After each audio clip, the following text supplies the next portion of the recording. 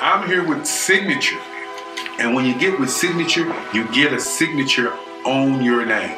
Now, you're out there doing videos, you're out there doing Facebook, you're out there doing Snapchat, you're out there doing Google Play, Facebook, and all those things. And guess what? You're missing the mark.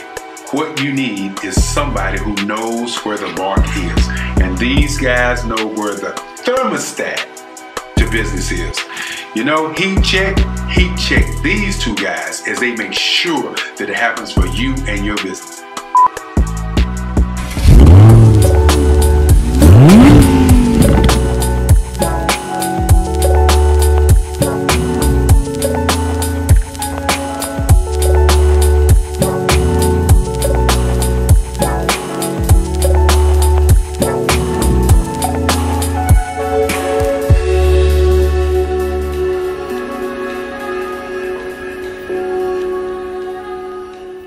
Welcome to Hometown Hustle, episode 2.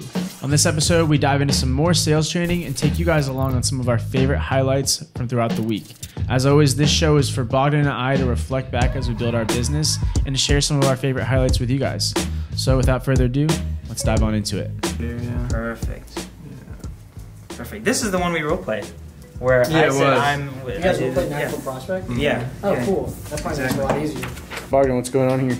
So we are about to have Tristan take on his very first official cold calls. He's been connecting with a lot of people on LinkedIn over the last week and a half to 2 weeks, and simultaneously he's been training tirelessly, really perfecting the script, refining his pitch. So I'm excited to get this process started for him. Awesome. Tristan, how you feeling? Feeling pretty good. Guess we can make the call, huh? Let's do it. Follow the script, baby. We got this. Hey, is this Alex? Oh, yes, sir. Hey, Alex, this is Tristan. We connected on LinkedIn a few days ago. Just wanted to call, reach out, introduce myself. You got a minute? Hey, man, how you doing? Great, great. So, hey, I have your website pulled up, Social Brag Marketing, right? Yes, sir. Nice, yeah. I've seen you guys focus on, right, SEO, social media, content marketing. It's great. Tell me more about that, though. We're starting up at the moment, so we're kind of in the client acquisition process, trying to figure out how to get more valuable leads. And that's where the business stands at. It is, but yeah, I felt nervous, like through a little bit part of it. Yeah, once I was reading the script, it just felt like a little bit better, right? And then getting off the script, just having like to handle that was. Hey, I'm going to toss you off to someone who can get you more information. This has been a good discovery call, and we're looking forward to continuing this with you. You know, you don't need to sound like... Clearly, he does not have the money right now. He doesn't feel confident in his ability. I mean, they're just starting out, right? Exactly. Yeah. So it's fine to kind of toss that one off. You just need to get that first touch. So all in all, that's a win. That was a perfect scenario. Yeah. Hi, Bogdan. So Tristan's kind of your first official intern ever. What's that kind of been like, and what's been your process, and how did you feel about his first cold call? So the experience has been really good. We started from ground zero, so we needed to really polish things. We need to make sure he's comfortable and he starts building his confidence, and that doesn't come without repeated practice and frequency. So we spent about a week and a half. I had a GoPro on my head, and we were working through the script over and over and over again before he spoke to anyone. So that first cold call, you'll see that he followed a script from start to finish. It didn't sound polished. It didn't sound refined. It sounded kind of awkward at times. But by the end of the call, the person had scheduled a follow-up meeting. So in many ways, the way I look at it is that first call was a success.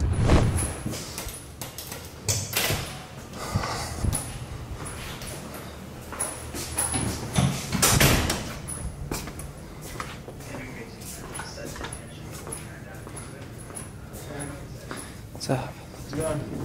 Social entrepreneurs are, to me, people who see the possibility of business as a force for good, and I think are looking at like several bottom lines. So typically in this, you talk about the triple bottom line, which is people, planet, purpose.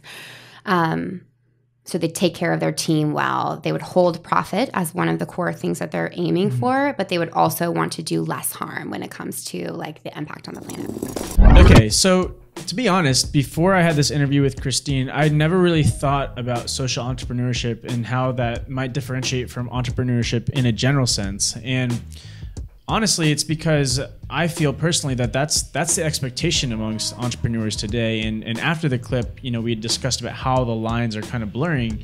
And I had noted that I believe that's strongly because of social media and because we're so interconnected these days that if you're not upholding those and you are being malicious, you're going to be called out on it.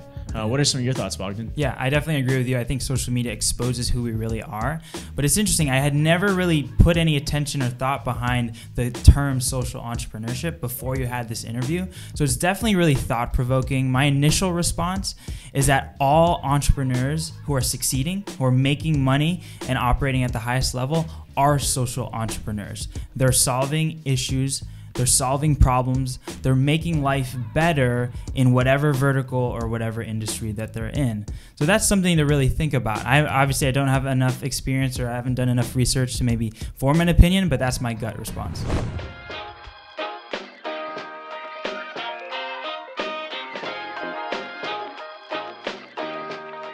All right, guys, so in this next clip, I had the pleasure and opportunity to sit down with the CEO and founder of Pendo, Todd Olson. Now, 5 years ago, he was leading a 5-person team out of HQ Raleigh's co-working space. And fast forward to today, he's raised over, $100 million in funding, and he now employs over 200 people worldwide. So it was awesome to sit down with him, and we're excited to share this interview.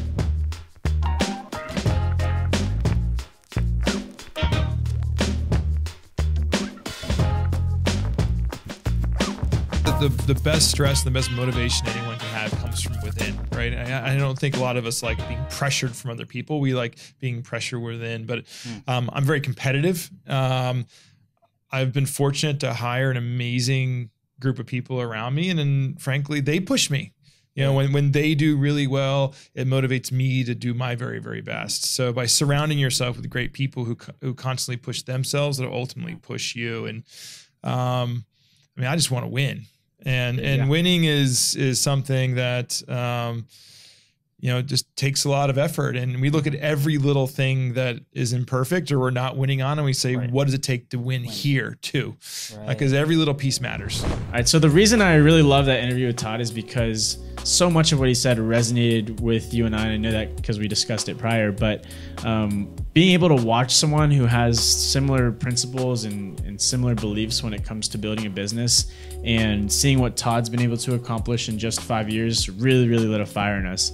In this next clip, though, we asked Todd about an apparent failure and a time where he just straight up lost. You said something about losing, and you hate losing, you love to win. Is there an apparent failure, an apparent loss that really set you up for a success later that you can recall and you can pull back from your history? Well, look, I mean, I've had 2 prior startups. Neither have grown to the size and scale of Pendo, certainly in this rate. You know, the first startup I had, you know, we they call it pivot now, but let's be honest, we failed. Really? You know, and absolutely, it was a hard crash. You know, I had to lay off 20 or 30 people in a single day. And I mean, that stuck with me, you know, and you know, we didn't have product market fit. You know, we weren't disciplined there.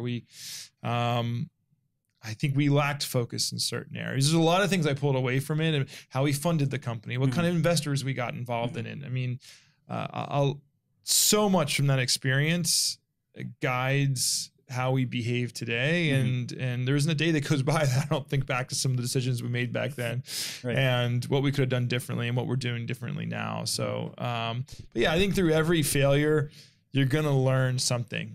So Matt, after listening to that, what really stood out to you? What did you walk away with?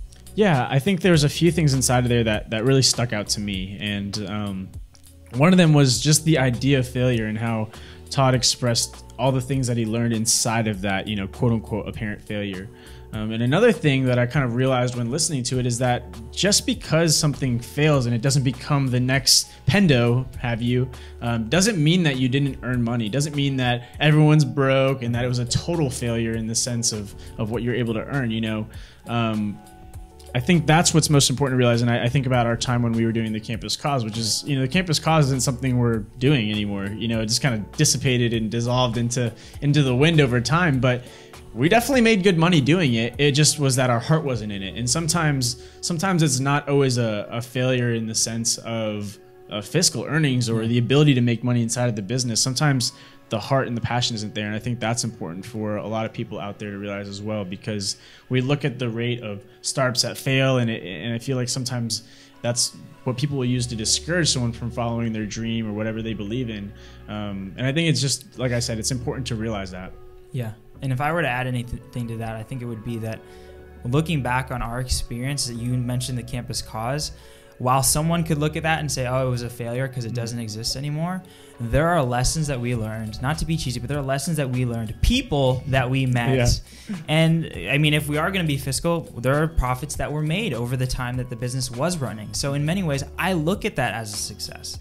Yeah. And in that same regard, I know we were talking a little bit about this yesterday, but there's huge companies out there that aren't making any money that apparently seem successful, but really aren't successful in the sense of them really earning a profit or being a quote unquote successful company. So I think it's really great points there. This next little interview was right after Todd, and it was Mary Ann Baldwin, the founder and creator of Innovate Raleigh. But what we've seen is we've gone from being nowhere, zero, not even a blip on the radar screen, to being ranked in like the top 3, places for entrepreneurs, or the top 5. And that happened over a period of years, but that was also intentional. We tried fiercely to tell our story. We partnered with the Chamber of Commerce and the Economic Development Department, got in national news, national headlines, newspapers around the world, and started telling that story. The rest was kind of magic. Do you think telling that story is why Raleigh ranked in the top 3, or what other reasons for like, if you could make sense of that, why do you think Raleigh was I think so a lot of it is telling the story. Really? Okay. You can do a lot, but if nobody knows what you're doing, it doesn't matter. And wow. Yeah, that statement at the end that Mary Ann made definitely sticks out, and is, if I could pull one power quote away, that would be it.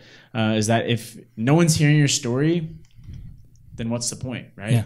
What are your thoughts on that, Bogdan? Yeah, I think that is so important. If there's anything a business owner needs to grasp, in my opinion, it's that beating obscurity is the key indicator of whether or not someone's going to last, in my opinion. Like, we talk to business owners all the time. We're in a B2B space right now. And the problem that we see is that people don't know our clients exist before we work with them. People don't know they exist. And when we look at the data, it's showing us that people aren't going to the best person, the one who's most qualified, who has the most experience. They go to the first person that they think of when they need something. They might not even be the best.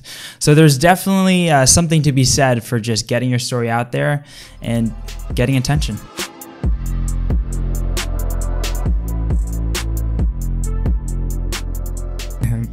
So a few days later, Bogdan and I, kind of on short notice, went out to Charlotte to meet with the CEO of a company called Diota. And what they do at Diota is they do big data management. So I think what was really cool about going into that meeting was that we actually didn't have very high expectations from it. We've never really worked in that vertical or that industry at all, and we didn't really know how to pitch our products and our services in that space. It was actually really positive turnout. I mean, he's now a client. We're rocking and rolling. I think definitely pushing ourselves out of our comfort zone. There's something to be said for mastering one space.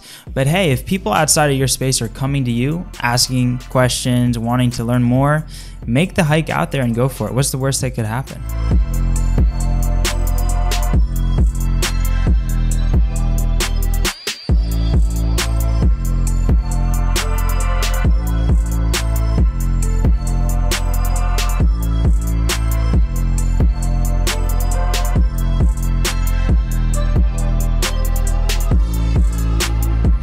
Well, guys, that's the show for this week. Hope you enjoyed it. Please like and subscribe below.